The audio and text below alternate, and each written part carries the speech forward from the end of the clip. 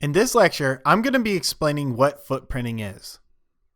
Now, it's been said that an American Indian could tell a person's gender, their approximate age, weight, height, pace, and maybe a few other things about their health just by looking at their footprint and stride pattern.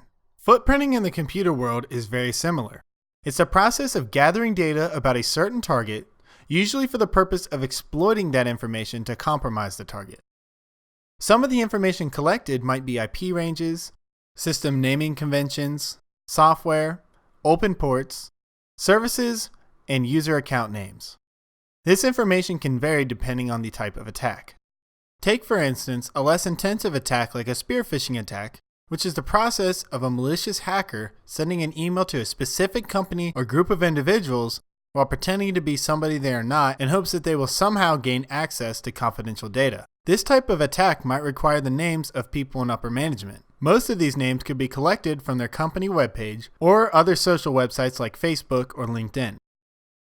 Gathering the names of those who work in upper management would be considered the footprinting part of the process before the spear phishing attack is completed. Let's look at a particular scenario. You have two neighbors, neighbor A and neighbor B. Both compete in the yearly chili cook-off challenge in town. Neighbor B is failing miserably, and neighbor A has a legendary recipe. Neighbor B decides to try and steal the recipe from neighbor A.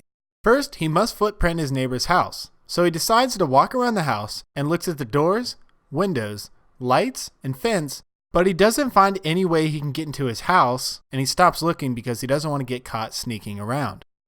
On a weekend that neighbor A is out of town, neighbor B checks under the doormat and finds a spare key.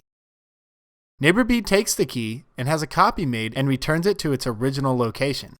Now he has a way of getting into the house. The next time neighbor A and his family go away, it's for a week. This gives him time to actually use the key and search the house for the recipe. Once he's inside the house, he looks for the recipe and finds it taped to the refrigerator. He quickly takes a picture of it on his phone, locks the doors, and heads home. Neighbor B can now compare his recipe to neighbor A and hopefully beat him in the upcoming chili competition.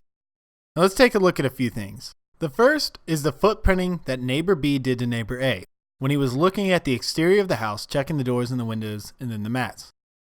This is comparable to like running a port scan with Nmap or scanning a computer with something like OpenVAS looking for vulnerabilities. Once neighbor B found a vulnerability, in other words, he found the key under the doormat, the footprinting process was done, and he was free to move on and exploit the vulnerability that he found, which was the key being under the doormat. And he didn't make it obvious that he intruded the place either, because he took a picture of the recipe instead of actually taking the recipe off of the fridge, which neighbor A would notice when he got home.